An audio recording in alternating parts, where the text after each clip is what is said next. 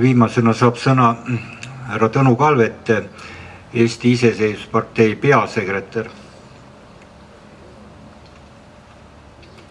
Lugupeetud aatekaaslased, kes te olete siia kogunenud. Meil on vedanud, sest me elame väga õnnelikul ajal. Teil võib tekkida küsimus, et miks ma väidan, et see aeg on õnnelik, kui ometi igal pool on näha kriisi. Väga paljud inimesed on jäänud tööta ja veelgi rohkem inimesi peab läbi ajama väga madala palgaga või siis pisikese pensioniga. Ma selgitan kohe, miks ma nimetan seda aega õnnelikuks. See on sellepärast õnnelik, et meil on viimaks ometi võimalik kunagi tehtud vigu parandada.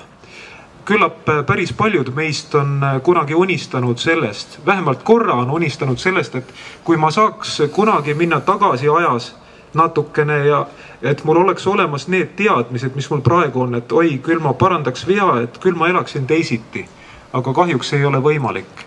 Ja isegi ulmefilmides on võimalik ainult see, et kui inimene läheb tagasi teatud aja hetke, siis ta ei saa võtta kaasa neid teadmisi, mis ta on saanud endale hiljem. Aga meie võime öelda, elamegi nagu selles eriti heas ajamasinas. Me oleme tagasi samas olukorras praktiliselt, mis oli 80. aastate lõpul. Aga me oleme 22 aasta kogemuse võrra targemad. Me saame kasutada neid oma teadmisi, oma kogemusi, mis me oleme selle viimase 22 aasta jooksul saanud. Vaadake natukene ringi, põhijooned on ju samad.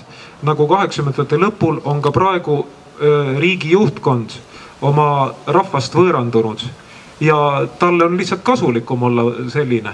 Ning nagu praegugi läheb, või nagu toona, nii ka praegu läheb majandusseis kogu aeg üha ebakindlamaks. Ja nagu toona, nii ka praegu langetatakse kõige tähtsamad Eestit puudutavad otsused mitte Eestis, vaid väljapool Eestit.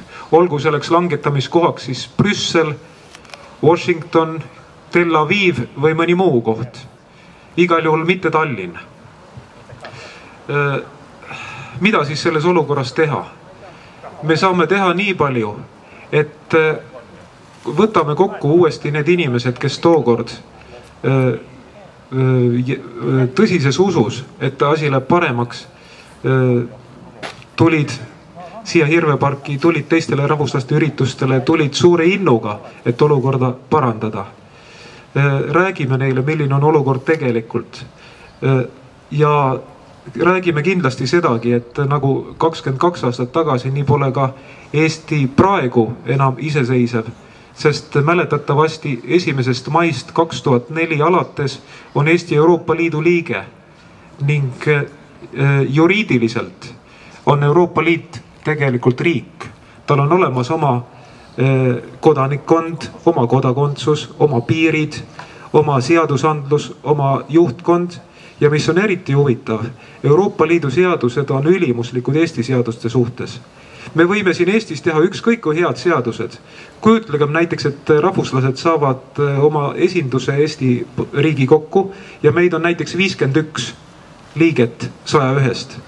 Ja kui me võtaksime vastu mõne sellise seaduse, mis Eesti rahval on väga kasulik ja mis aitab kriisist välja tulla, aga see seadus oleks vastuolus Brüsseli direktiividega, Euroopa Liidu seadustega, siis seda seadust lihtsalt ei kohaldataks.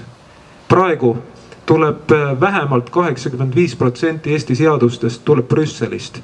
Nad lihtsalt kohaldatakse Eesti oludele natukene ümber, vahetatakse siin-seal mõned nimed, mõned arvud, mõned mõisted, aga põhimõte jääb samaks. Ja sarnane olukord oli 22 aastat tagasi, 23. augustil, kui Tiit Madissoni eestvõttel inimesed kogunesid Hirveparki.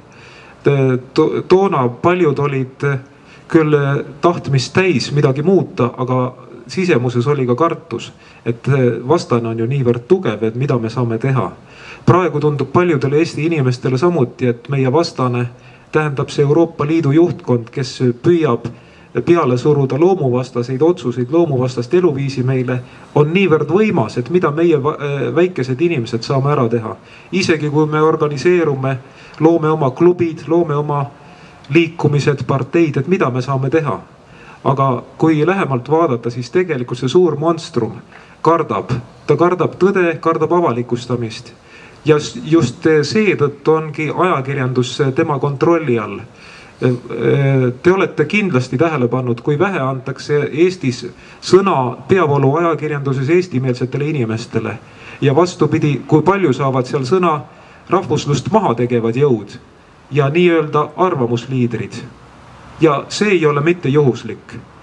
Hiljuti, kui käesoleva aasta juunis Ungari rahvuslased said oma 3 esindajat Euroopa Parlamenti, mis oli ajalooline edu, siis selle tulemusena Ungari ajakirjandus, keda kontrollib see sama jõud, mida ma eespool mainisin, läks ähmi täis.